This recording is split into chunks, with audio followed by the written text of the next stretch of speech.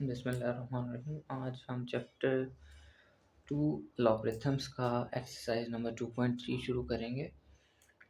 तो उसमें हमने क्या करना है, simple find the logarithms of the following numbers if possible. In values की हमने लॉगरिथम्स फाइंड करने हैं, तो उसके लिए हमें टेबल की ज़रूरत पड़ेगी जो कि बुक के एंड पे हमें गिवन है। तो पहले हम क्वेश्चन नंबर 1 से शुरू करते हैं, जो कि है हमारे पास 2.3 क्वेश्चन नंबर 1। सो 5313।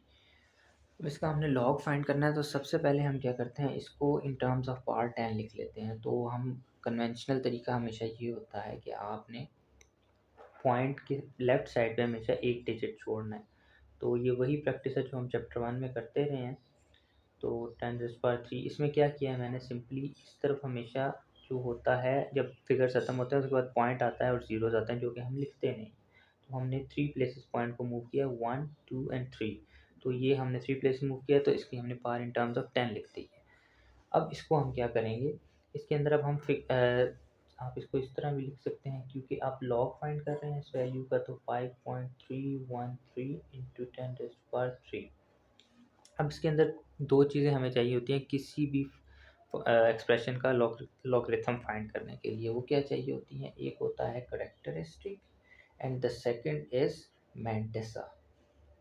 ठीक है, अब मैंटिसा जो है वो हमारे पास फाइंड करना होता है। जो करेक्टरिस्टिक है वो हमारे पास फ़ौरन आ जाती है। जो हमने ये एक्सपोनेंशियल फॉर्म लिखी थी, इसमें जो ये जो 3 लिखा था हमने, दिस इज़ द करेक्टरिस्टिक। तो ये 3 हमारे पास करेक्टरिस्टिक आ गई।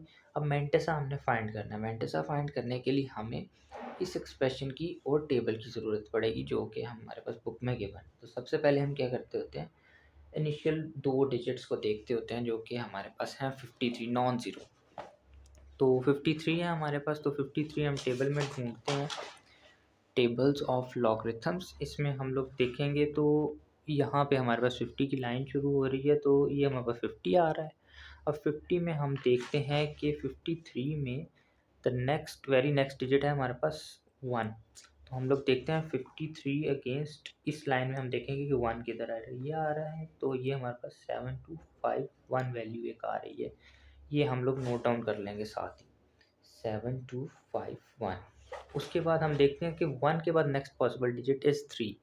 तो हम क्या करेंगे, फिर उसी टेबल में जाएंगे 53 के अगेंस्ट। अब इस लाइन में देखेंगे कि 53 के अगेंस्ट 3, नेक्स्ट पॉसिबिलिटी इज़ 3। तो इसमें देखेंगे हम कि 53 में इधर से 1 कहाँ पे मैच कर रहा है, 3 कहाँ पे मैच कर रहा है। तो ये हमारे पास यहाँ पे मैच कर रहा है, जो कि हमारे पास वैल्यू आ रही है 2।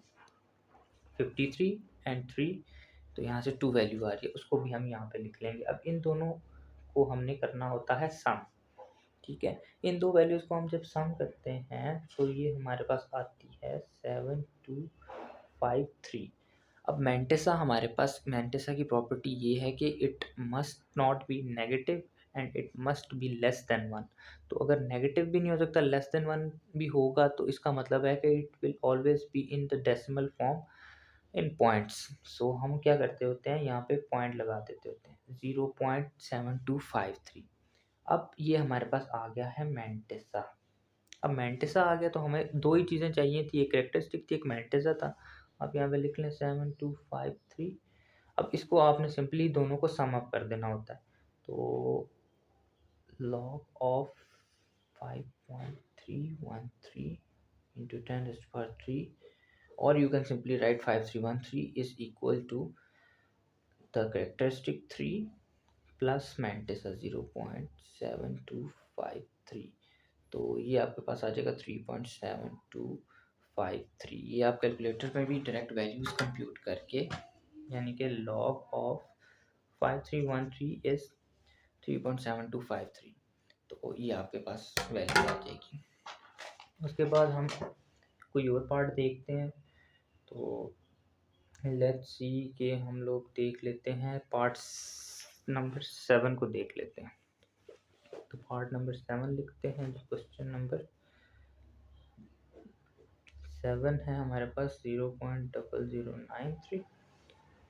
अब ये जो क्वेश्चन है, इसमें भी हम सिमिलरली वही काम करेंगे कि हमने पॉइंट को लेके जाना है। पॉइंट के लेफ़्ट साइड पे हमने एक नॉन ज़ीरो डिजिट रखना है, तो क्या करते हैं हम 9.3 कर लेते हैं अगर हम, तो हमारे लेफ़्ट साइड पे सिर्फ एक ज़ीरो डिजिट है। तो 10 रेज़ टू पावर अप करेंगे तो हमने कितने पॉइंट्स इधर मूव किया है, 1 2 एंड 3, तो 10 रेज़ टू पावर -3 आ जाएगा आपके पास। अब हम क्या करते हैं कि चेक करते हैं, इसमें हमने क्या 2 चीज़ें फाइंड करनी होती हैं, कैरेक्टरिस्टिक एंड मैंटेसा, ताकि हम लॉग फाइंड कर सकें। तो कैरेक्टरिस्टिक तो हमारे पास आ गई जी -3। अब -3 को आप जो है इसको इस तरह लिखना है आपने, 3 की पावर के ऊपर 3 के ऊपर बार लगा देनी है, so this will be equal to -3। उसके बाद हमारे पास आ जाता है मैंटेसा। मैंटेसा आपने फाइंड करना है। मैंटेसा के लिए आपके पास दोबारा से आप टेबल में जाएंगे, तो पहले 2 फिगर्स जो हैं, या यहाँ पे भी आप देख लें नॉन ज़ीरो है, वो 9 3। तो हम चले जाते हैं वापस टेबल में। तो हम लोग टेबल में थे और टेबल में हम लोग देख रहे थे 9 3, तो 9 3 हमारे पास ये आ गया। उसके बाद next possible digit is not given to us, तो हम अज्यूम करते हैं उसको ज़ीरो। तो ज़ीरो को अगेंस्ट देखें तो हमारे पास फर्स्ट लाइन आती है, तो 93 पे हमारे पास फिगर आ रहा है 9685, तो हम लोग लिख लेंगे 9685। अब इसके साथ हम लोग लिखते हैं जी नेक्स्ट पॉसिबल डिजिट हमारे पास फिर कोई नहीं है, तो हम एज्यूम करेंगे इट विल बी ज़ीरो। तो ज़ीरो की हमें यहाँ पे कोई वैल्यू नहीं गिवन, तो we will use this one that is already mention, जो हमने फाइंड की हुई है। तो इसके साथ प्लस ज़ीरो ही कर लेते हैं, क्योंकि हमारे पास कोई वैल्यू और है नहीं। अब ये हमने याद रखना है कि हमारे पास मैंटेसा फाइंड कर रहे हैं, तो हम इसको पॉइंट में लिख लेंगे 9685, दिस विल बी आवर मैंटेसा। अब हम इन दोनों को सम अप कर देंगे, तो हमारे पास आ जाएगा log of 0.9685, sorry, log of 0.0093 would be equal to the mantissa, that is 3 bar plus 0.9685। अब ये हो जाएगा आपका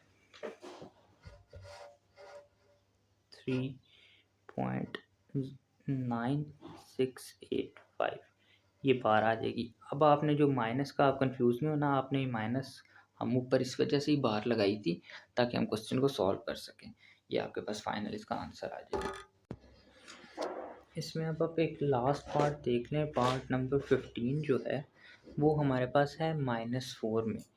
तो हम कोई भी फंक्शन हो उसका हम लोग अगर वो नेगेटिव में हो तो हम उसका लॉगरिथमिक वैल्यू नहीं फाइंड कर सकते, क्योंकि हमारे पास जो आंसर है वो अनडिफाइंड हो जाता है, इन्फिनिटी की तरफ चला जाता है। इस वजह से हम उसकी वैल्यू नहीं निकाल सकते। तो आप सिंपली जो भी इस तरह की वैल्यू हो उस पर आप सिंपली इम्पॉसिबल या फिर अनडिफाइंड लिख सकते हैं।